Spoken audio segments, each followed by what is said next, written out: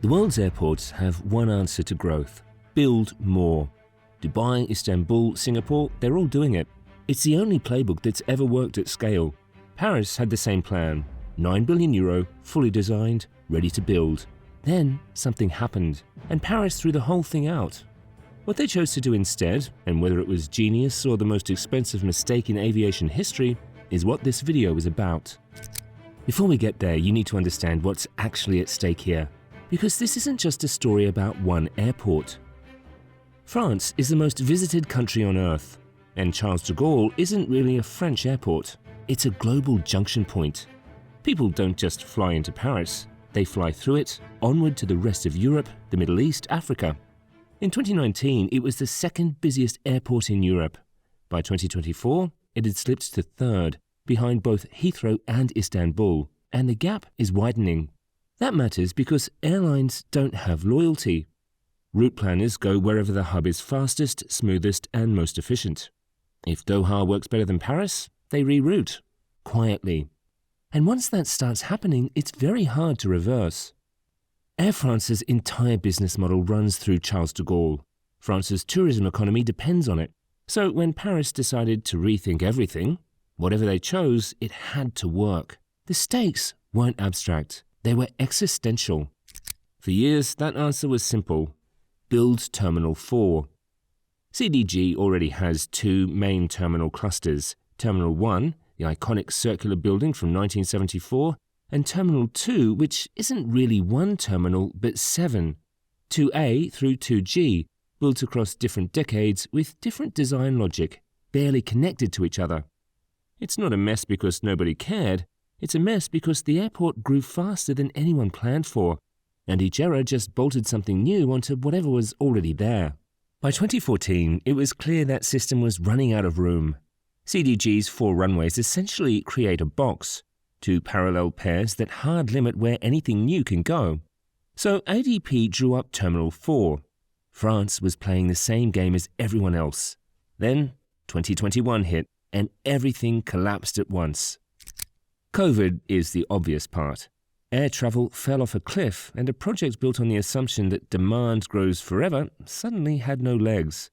But COVID was just the trigger. At the same time, France was pushing through the Climate and Resilience Act, a sweeping law that effectively bans airport expansions that increase net emissions. Terminal 4 didn't survive that either. The Minister of Ecological Transition called it obsolete before the ink was even dry on the cancellation. And then there was the construction reality. Building a terminal the size of Orly on top of a live megahub without shutting down existing operations was an enormously complex phasing problem with almost no real precedent anywhere. 3 forces hit at once: a pandemic, a climate law, and an engineering nightmare. The government made a call: stop building new, start getting smarter. They called it densification. But here's the question that should be in your head right now. Was that actually the right call? Or did COVID just give Paris the perfect cover to back out of a political disaster and rebrand the retreat as a strategy? That tension is the real story, and the answer depends entirely on what densification actually delivers, which is what we're going to look at next. So what does €8.4 billion actually buy if you aren't building a new terminal? The philosophy here is simple. Stop trying to grow a second body and start adding more arms to the one you already have. But to understand how that actually works, you need to understand what densification is at a mechanical level. Because it's not a metaphor, it's a real engineering approach, and it runs on 2 mechanisms. Mechanism 1. Make the existing floor space work harder. This is where the technology comes in. An automated biometric e-gate clears a passenger in under 10 seconds. A staffed document check takes closer to a minute. Same footprint, 6 times the throughput. That's not a marginal improvement. That's how you add capacity without touching a single wall. Paris is deploying these in every terminal, along with automated flow systems that route passengers before the bottlenecks form. Mechanism 2. Extend what you have. Instead of a new terminal, Paris is building boarding satellites, massive pier extensions with extra gates that plug directly into the existing buildings through tunnels. threaded under active taxiways. But while hundreds of flights a day are still operating above you, you can't pause a hub. You build around it. The centerpiece of that extension is a new international lounge, roughly 28,000 square meters, or about 4 football fields, just for the boarding experience. That's where Paris is making its biggest passenger comfort bet. And for anyone who's ever suffered through CDG, there's some quality of life news. Terminal 2G, the one where you take a literal bus outside to reach your gate, is getting demolished. That space is being reclaimed for the new satellite system which connects back to the main terminals through an extended automated people mover. The hard part isn't the design. It's that every tunnel, every jet bridge, every structural tie-in has to be built around a hub that never stops. 600 flights a day, every day, while the cranes are still up. In March 2027, the whole 2A, 2B, 2C alphabet gets scrapped for a unified naming system. The goal? Take CDG from its 80 million passenger ceiling to 90 million, with Orly modernized in parallel. Total system-wide gain across Paris? 18 million passengers a year. Which sounds great, until you remember what Terminal 4 was supposed to deliver, up to 40 million at CDG alone. That would have pushed the single airport number toward 120 million. So Paris is spending nearly the same money and getting less than half the capacity gain. Their bet is that a fast, coherent 90 million passenger hub is more competitive than a confusing, slow 120 million passenger monster. The bet isn't about the money, it's about a theory, that a smarter airport beats a bigger one. Paris is making this bet against a global backdrop where almost every other major hub is doing the opposite. Dubai keeps expanding. Istanbul built its new airport from scratch in under 5 years, targeting 90 million passengers in Phase 1, with a long-term ceiling of 200 million. Singapore is developing Changi Terminal 5, even though Singapore has almost no land to spare, and they're still building. London's Heathrow has been in a political fight over a third runway for decades, but the airport and the airlines have never stopped pushing because the demand logic keeps winning. So you've got two fundamentally different theories of what a hub airport should be. Theory 1, capacity is density.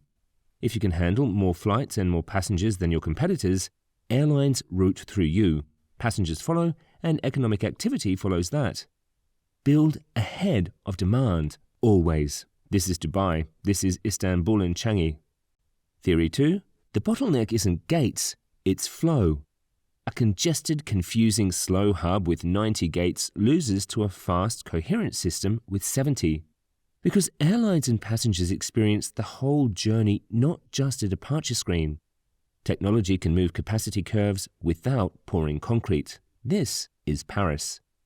Both of these are reasonable positions. What makes this interesting is that there's almost no data on whether Theory 2 works at scale. Paris is running the experiment in real time. So what does this change for real people in real life? If this works, flying through CDG genuinely gets better. You scan your face instead of fumbling for a passport. The terminal makes sense. Your connection doesn't require a bus, a prayer, and 15 minutes of speed walking through a building that feels like it was designed by someone who'd never caught a flight.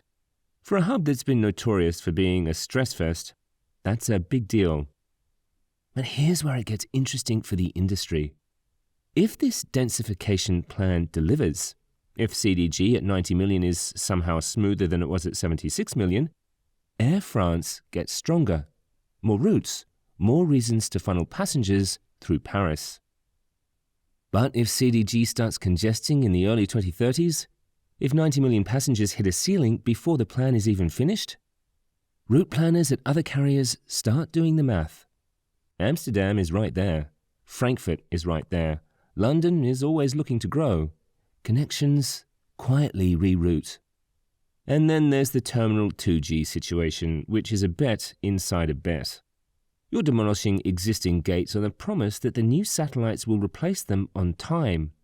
If that timeline slips, you've got a literal capacity hole in the middle of your hub. The wider stakes are even bigger though, because every constrained airport in the world is watching this. Heathrow, JFK, LAX, Sydney, all of them face the same basic problem. They can't easily build new ones, politically or physically. If Paris makes densification work, it becomes the playbook. The argument for building new gets genuinely weaker. But if Paris falls short, it becomes the example every airport board uses to justify the next mega terminal. Remember what Paris tried? Yeah, we're building. The plan finishes in 2034, but the real verdict comes a few years after that. By 2040, CDG will have either proven something visionary, or it won't have. There's no middle ground here. Either the capacity holds and the experience improves, or demand pushes past the ceiling and it becomes clear that strategy was just a fancy word for a retreat. Airport expansion used to be the most boring debate in the world. More passengers, more concrete, done. Paris decided to change that. They bet €8.4 billion on the idea that smarter beats bigger. That technology can do what gates used to.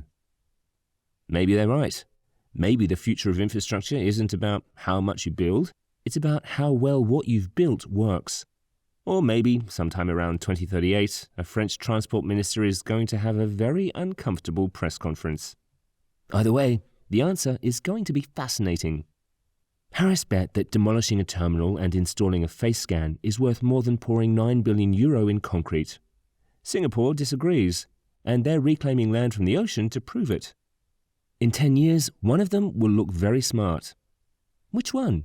Drop it in the comments. And if you want more Megabuild stories, hit subscribe and turn on the notifications, because we've got a lot more of these coming. Thanks for watching.